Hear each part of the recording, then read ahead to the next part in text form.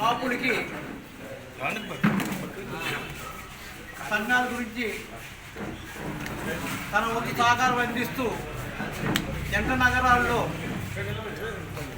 కాపులకి ఏ సమస్య వచ్చినా నేనున్నానంటూ దేనికి వెనకాడకుండా తన వంతు సహకారం అందిస్తూ కాపు సంఘాలు 30 సంవత్సరాలు 35 సంవత్సరాల పైనుండి వారి అందరికీ కూడా సహకారం అందిస్తారు.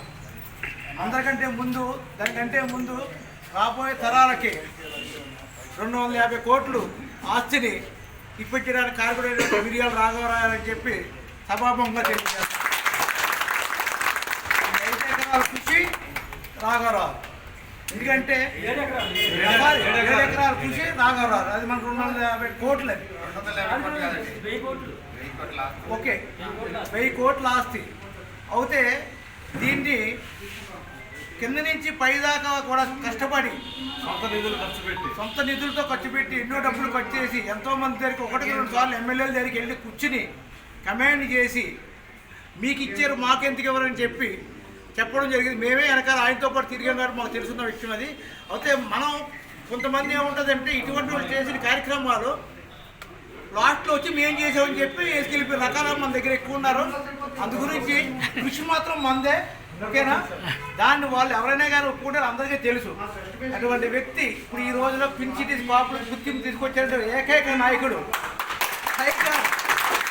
ఎవరికి కూడా అలా పంపకుండా ఎవరైనా సరే ఎక్కడైనా సరే నిలబడ్డాడంటే మిగతా వాళ్ళు వెళ్ళిపోవాల్సింది, ఏ కులస్తులైనా కూడా వెళ్ళిపోవాల్సింది.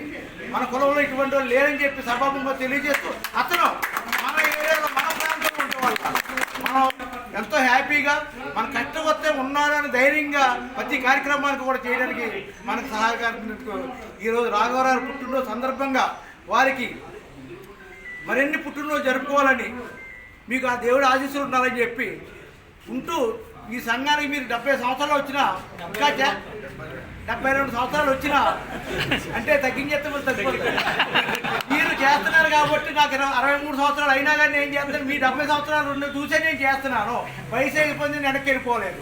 కారణం ఏంటంటే ఇన్స్పిరేషన్ మిరియాల రాఘవరావు గారు. వయసులో కూడా ఫోన్ చేస్తే తన కాదనకుండా మనకు అన్ని రకాలుగా సహాయపడినందుకు ఈ రోజుకి వారికి పండగ వాతావరణంలో మనం ఏర్పాటు చేసుకుంటున్నాం.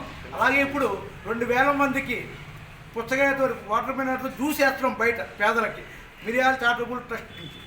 అది కూడా ఏంటంటే ఎవరైనా మంచిగా వేస్తారో మజ్జిగ వేస్తారు, కానీ చేసేది ఏదో క్వాలిటీగా ఉండాలని చెప్పి ఆయన అభిప్రాయం ఉంటుంది. దాంట్లో భాగంగానే దాన్ని ఏర్పాటు చేయడం జరిగింది. సభాముఖంగా తెలియజేస్తూ ఎవరన్నా దీన్ని పురస్కరించి మాట్లాడితే 2 విషయాలు మాట్లాడవలసిన కోరుతున్నాం.